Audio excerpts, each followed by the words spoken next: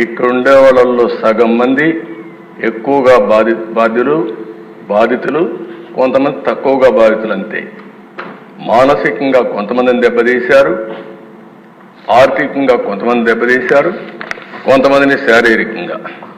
ప్రధాన దిశ మీలాంటి వ్యక్తి పైన అటెంప్ట్ రేప్ కేసు పెట్టించే పరిస్థితికి వచ్చారంటే అది తలుచుకుంటే ఇప్పటికి కూడా జీర్ణించుకోలేకపోతున్నాం.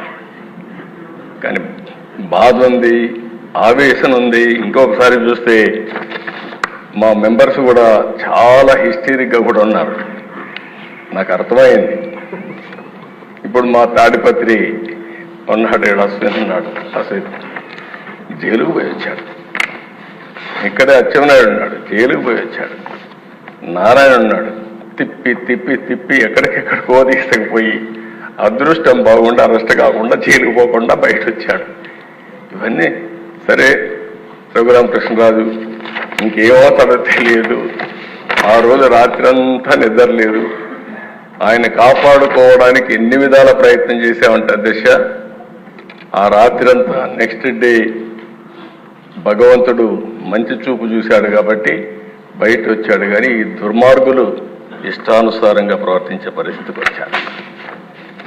మనం ఇబ్బందులు పడ్డాం. అర్థం లేనటువంటి పన్నులు వేయడం, ఇష్టానుసారంగా బిహేవ్ చేయడం, ఉపాధి లేదు, ఉద్యోగం లేదు, బాధపడని వర్గం లేదు, జీవన ప్రమాణాలు దారుణంగా పడిపోయినాయి.